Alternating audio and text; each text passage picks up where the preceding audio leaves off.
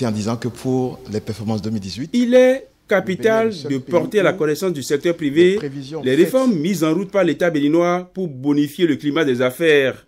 C'est le but de cette rencontre d'échange qui a réuni autour du ministre Romiel Wadani des acteurs venus de divers horizons.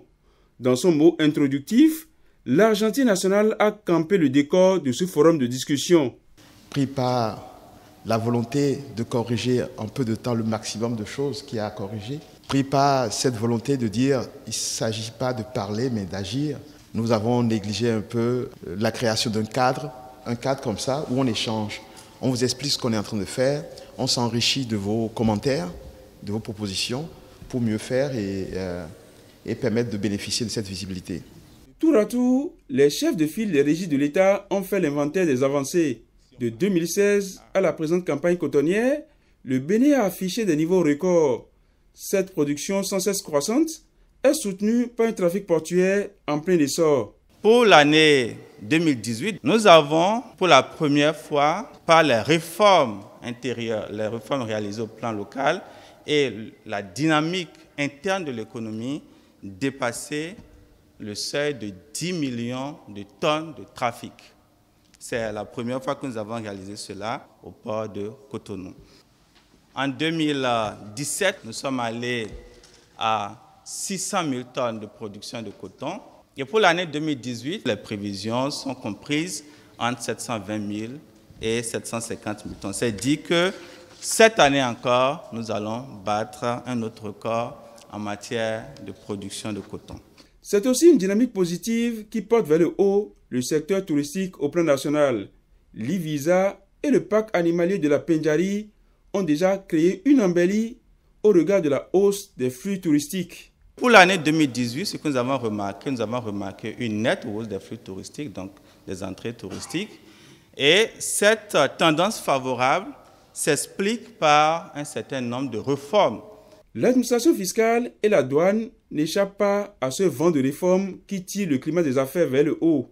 Dématérialisation. Celui qui parle de dématérialisation parle évidemment de la lutte contre la corruption. Il aborde ensuite la transparence au niveau des formalités, ce qui contribuera certainement à la réduction des coûts, des délais, des déplacements. Je voudrais vous dire que nous sommes en train de réaliser cette vision parce qu'il y a 2 semaines, nous avons eu la visite de nos collègues du Congo pour voir comment ça se passe ici. Nous avons aussi la visite des Éthiopiens. Cela démontre effectivement de ce que les réformes sont en marche. La réforme majeure qui a été engagée ces dernières années constitue bien évidemment les réformes de dématérialisation des déclarations et des paiements.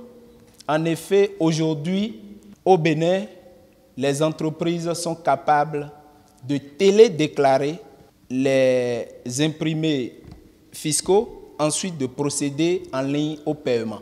Le processus de modernisation et de dématérialisation de l'administration a également produit des effets à la Direction générale du Trésor et de la comptabilité publique.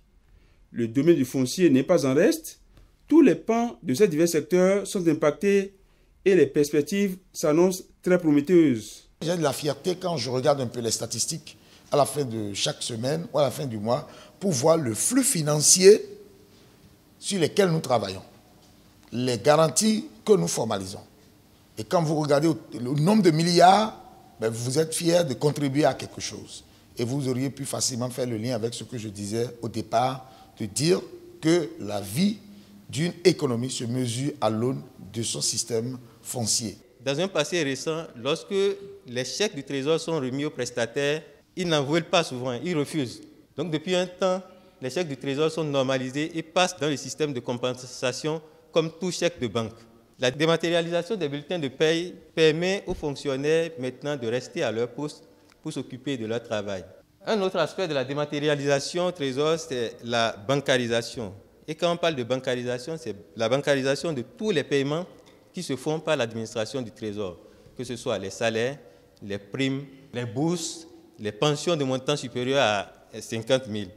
Donc, lorsque dans l'opinion publique, on dit que l'argent ne circule pas, Non, l'argent circule bel et bien, mais pas les canaux indiqués désormais. Au détour des échanges ouverts à l'issue des différentes communications, les acteurs du secteur privé ont livré leurs impressions. Aujourd'hui, nous voyons effectivement que les réformes ont porté des fruits. Les participants ont été unanimes pour reconnaître les avancées.